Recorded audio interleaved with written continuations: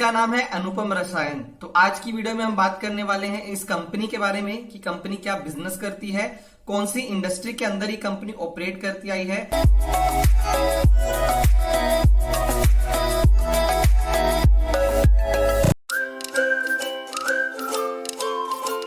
चलिए कम टाइम लेते हुए सबसे पहले हम बात करते हैं इस कंपनी के बारे में कि कंपनी एक्चुअल में बिजनेस क्या करती है। बिजनेस की बात करें तो कंपनी कस्टम सिंथेसिस और इसके अलावा स्पेशलिटी केमिकल्स का मैन्युफैक्चरिंग करती आई है।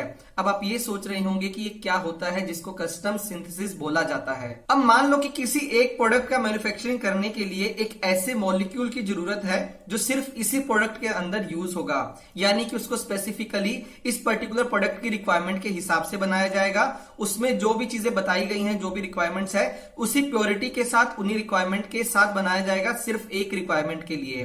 तो इसको बोला जाता है कस्टम सिंथेसिस, जहां पे अलग अलग कंपनीज अपने हिसाब से अपने मॉलिक्यूल का मैन्युफैक्चरिंग करवाती है, जहां पे ये कंपनी पिक्चर के अंदर आती है। वहीं पे इसके बाद अगर मैं स्पेशलिटी केमिकल की बात करूं तो company agrochemical, fertilisers, construction chemicals जैसे अलग अलग केमिकल सेगमेंट के अंदर अपने स्पेशलिटी केमिकल्स का मैन्युफैक्चरिंग करती आई है। कंपनी के बिजनेस वर्टिकल्स की बात करते हैं तो यहाँ पे कंपनी के दो बिजनेस वर्टिकल्स हैं, लाइफ साइंसेस एंड इसके अलावा अदर स्पेशलिटी केमिकल्स। अगर हम लाइफ साइंसेस की बात करते हैं तो यहाँ पे कंपनी अलग अलग तरीके के चीजों को मैन्युफैक्चर करती आई है, जहां पे अगर मैं कुछ नाम आपको बताता हूं तो एग्रोकेमिकल्स, फर्टिलाइजर्स, कॉस्मेटिक प्रोडक्ट्स, उन सारों का मैन्युफैक्चरिंग इस पर्टिकुलर बिजनेस यूनिट के अंदर किया जाता है। इंटरेस्टिंग फैक्ट यह है कि ये बिजनेस यूनिट इनके टोटल रेवेन्यू के अंदर 93% का कंट्रीब्यूशन करती आई है। इसके अलावा अगर हम इस बिजनेस यूनिट के अंदर भी क्रॉप प्रोटेक्शन सेगमेंट को देखें, यानी कि जहां पे एग्रोकेमिकल्स या फर्टिलाइजर्स को बनाया जाता है, वो टोटल रेवेन्यू के अंदर 71% का कंट्रीब्यूशन करते आए हैं।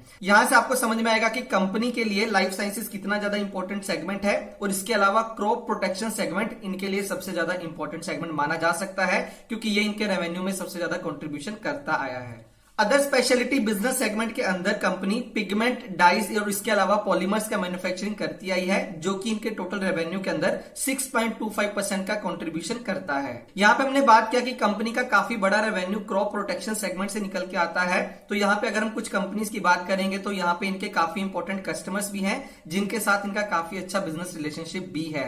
वहां पे कुछ नाम है सिजेंटा, सुमिमोटो और इसके अलावा यूपीएल। तो ये सब कंपनीज हैं जो इनसे अपने प्रोडक्ट्स लेती हैं ताकि अपने एंड प्रोडक्ट्स को मैन्युफैक्चर करके कस्टमर्स तक लेके जा सकें। दोस्तों, कंपनी के अपने कस्टमर्स के साथ बिजनेस रिलेशनशिप इतने अच्छे हैं कि पिछले 10 सालों से ये कई कस्टमर्स के लिए काफी सारे प्रोडक्ट्स मैन्युफैक्चर करते आए हैं, यानी कि लॉन्ग टर्म रिलेशनशिप बिल्ड करते हैं अपने कस्टमर्स के साथ। अगर हम कंपनी के कस्टमर्स की बात करें तो कंपनी के पास 53 डोमेस्टिक कस्टमर्स हैं, इसके अलावा 17 इंटरनेशनल कस्टमर्स हैं, जिनको ये अपने प्रोडक्ट्स बना के एक्सपोर्ट भी करते आए हैं पिछले कुछ टाइम के अंदर। ये तो बात हुई कंपनी के बिजनेस की। अब हम बात करते हैं कि कंपनी आने वाले टाइम में कहां कहां पे फोकस करना चाहती है, यानी कि कंपनी के फोकस एरियाज क्या होंगे आने वाले टाइम में। सबसे पहला, कंपनी कस्टम सिंथेसिस के ऊपर आने वाले टाइम में और ज्यादा फोकस करना चाहती है। यहाँ पे और ज्यादा इनोवेशन लाना चाहती है ताकि कस्टमर्स की डिमांड को और अच्छे तरीके से फुलफिल कर सके। सेकेंडली, कंपनी चाहती है कि आने वाले टाइम में अपने प्रोडक्ट पोर्टफोलियो को और ज्यादा एक्सपेंड कर सके, कुछ ऐसे प्रोडक्ट्स को ऐड कर सके जहां पे इनको आने वाले टाइम में सिग्निफिकेंट ग्रोथ मिल सके। थर्डली, कंपनी बताती है कि आने वाले टाइम में ये अपनी कॉस्ट रिडक्शन के लिए अलग अलग तरीके अपनाने चाहते हैं ताकि कॉस्ट के अंदर अपनी एक अच्छी एफिशिएंसी ला सकें। तो कंपनी के बिजनेस के बाद अब हम बात करते हैं इंडस्ट्री के बारे में, जिस इंडस्ट्री के अंदर अनुपम रसायन ऑपरेट करती आई है। जैसे कि मैंने आपको बताया था कि कंपनी स्पेशलिटी केमिकल इंडस्ट्री के अंदर ऑपरेट करती है, तो हम यहाँ पे बात करने वाले हैं पूरी स्पेशलिटी केमिकल इंडस्ट्री के बारे में। तो सबसे पहले मैं आपको दिखाने का ट्राई करता हूं कि अगर हम पूरे वर्ल्ड के अंदर स्पेशलिटी केमिकल इंडस्ट्री की बात करें तो उसका बाइफर्केशन कैसा है in terms of different countries, in terms of total value. अगर हम टोटल वैल्यू को बाइफर्केट करेंगे तो कौन सी जगह पे कितना ज्यादा कंसेंट्रेशन है इसका। तो चलिए मैं लेके चलता हूं आपको अपनी स्क्रीन के ऊपर। तो जैसे कि हमारी स्क्रीन पे देख सकते हैं, ये पाई चार्ट आपको बताता है global speciality chemical market by geography 2019 का वैल्यू, जब इसका वैल्यू 725 बिलियन यूएस डॉलर्स हुआ करता था। अगर हम इसके ब्रेकअप की बात करते हैं तो टोटल में से 45% यानी कि सबसे बड़ा शेयर एशिया पैसिफिक के पास है। इसके अलावा नॉर्थ अमेरिका के पास 21%, यूरोप के पास 23% और रेस्ट ऑफ द वर्ल्ड के पास 12%। तो यहां से आपको समझ में आएगा कि एशिया पैसिफिक इस पूरी इंडस्ट्री के लिए कितना ज्यादा इंपॉर्टेंट है, जहां पे बहुत ज्यादा मैन्युफैक्चरिंग किया जाता है इस पूरे सेक्टर की चीजों का, और उसको बाकी वर्ल्ड के अंदर एक्सपोर्ट किया जाता है। अब स्पेशलिटी केमिकल का हमने ओवरऑल वैल्यू तो देख लिया। अब आप ये भी जानना चाहते होंगे कि पूरे स्पेशलिटी केमिकल की अगर हम पूरे वर्ल्ड की बात करते हैं तो वहां पे कौन कौन से केमिकल्स हैं जिनका मार्केट सबसे बड़ा है पूरे स्पेशलिटी केमिकल सेगमेंट के अंदर। चलिए उसके लिए मैं आपको लेके चलता हूं अपनी स्क्रीन के ऊपर। तो जैसे कि आप यहां पे देख सकते हैं, यहां पे 2015 से लेके 2019 के बीच में ग्लोबल स्पेशलिटी केमिकल मार्केट के अंदर 5.4% का कंपाउंडिंग ग्रोथ देखा गया था और 2019 से लेके 2024 तक यहां पे 5.5% का कंपाउंडिंग ग्रोथ एक्सपेक्ट किया जा रहा है।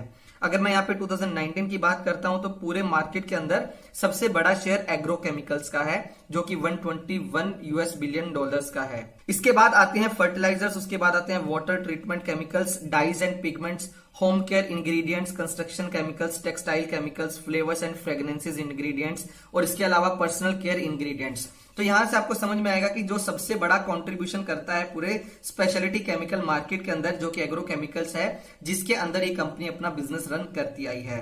और अगर हम 2024 के एक्सपेक्टेशन की बात भी करते हैं तो उस टाइम पे भी एग्रो केमिकल्स का शेयर सबसे बड़ा रहेगा जब इनका शेयर 121 बिलियन यूएस डॉलर से बढ़ के 159 बिलियन यूएस डॉलर्स हो जाएगा।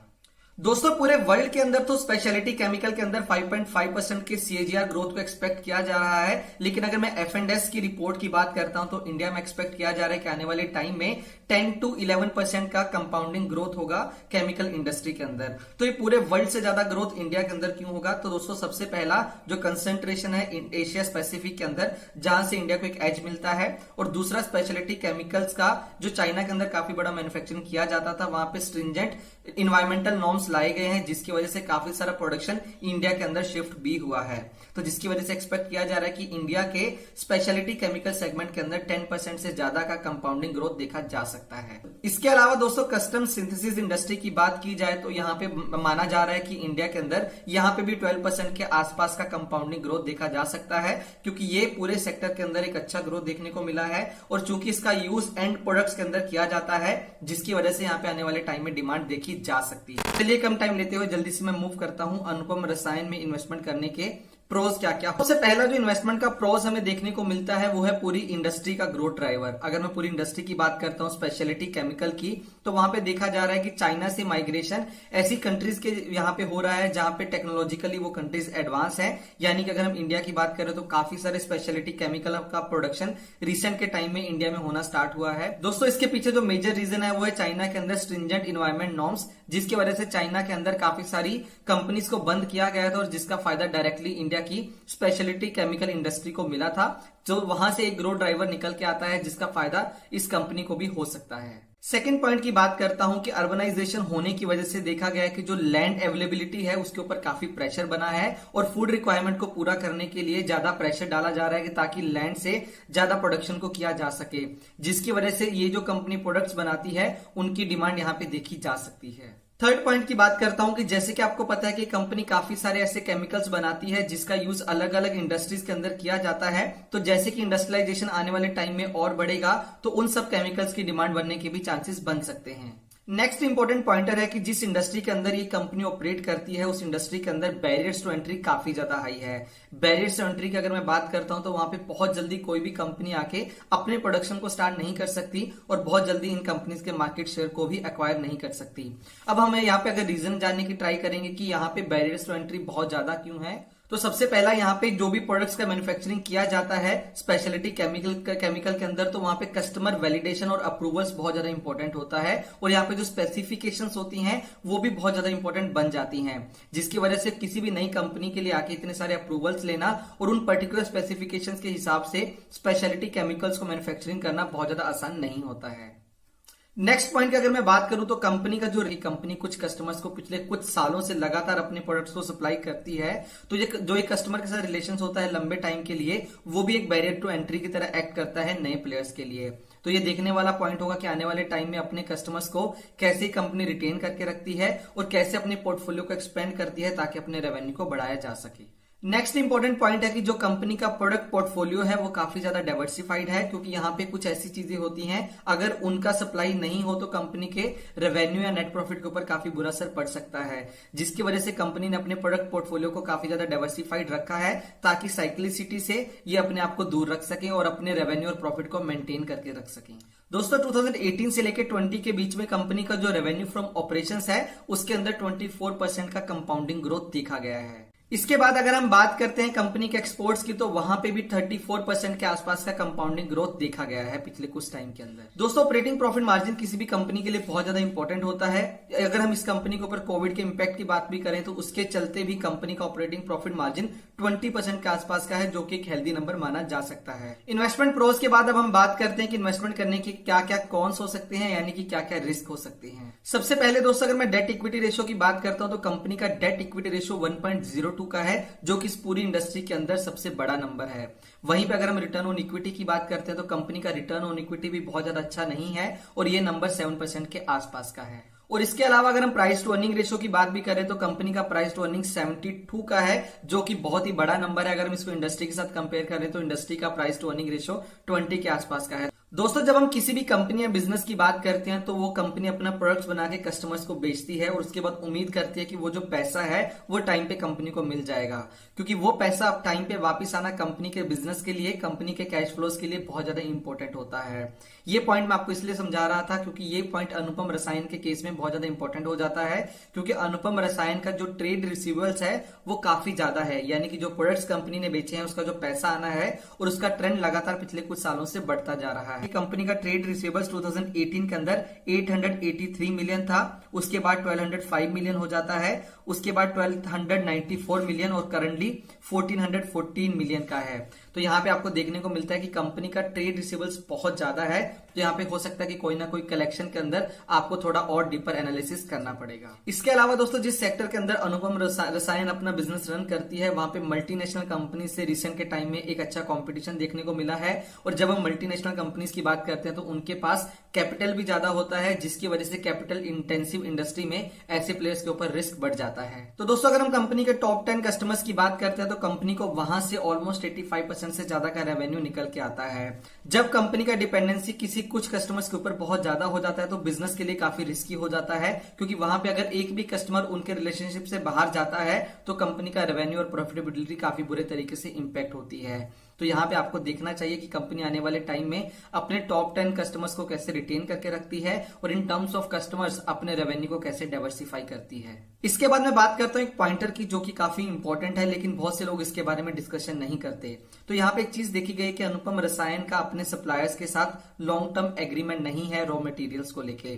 तो ये इंपॉर्टेंट क्यों हो जाता है? तो दोस्तों जब भी रॉ मटेरियल में कोई भी शॉर्टेज होती है तो रॉ मटेरियल की कॉस्ट बहुत ज्यादा बढ़ जाती है, और जब भी कंपनी लॉन्ग टर्म में अपने एग्रीमेंट्स नहीं करती है रॉ मटेरियल्स को लेकर और जब इसकी कॉस्ट बहुत ज्यादा बढ़ती है तो कंपनी के मार्जिन और कंपनी के प्रॉफिट बहुत बुरी तरीके से इंपैक्ट होते हैं। तो ये आने वाले टाइम में देखना पड़ेगा कि अगर इनके रॉ मटेरियल में कोई भी प्रॉब्लम आती है, यानी कि उसको सोर्सिंग करने में या वहां पे कोई भी डेफिसिट आता है, तो उस केस में कंपनी अपने कॉस्टिंग को कैसे मेंटेन करती है और अपने मार्जिन को कैसे हेल्दी तरीके से मेंटेन करके रखती है। नेक्स्ट दोस्तों मैं आपको बताना चाहूंगा कि यहाँ पे कुछ रिलेटेड पार्टी ट्रांजैक्शंस के बारे में बात की जाती है, तो मैं उम्मीद करूंगा कि आप उसको भी थोड़ा ध्यान से देखेंगे क्योंकि वो काफी इंपॉर्टेंट होती है एक हेल्दी बिजनेस। आज की वीडियो में हमने आपको इंडस्ट्री के बारे में बताया, कंपनी के बिजनेस के बारे में बताया और मैं उम्मीद करता हूँ कि आपको आज की वीडियो अच्छी लगी होगी। अगर आपको आज की वीडियो अच्छी लगी तो वीडियो को लाइक करें,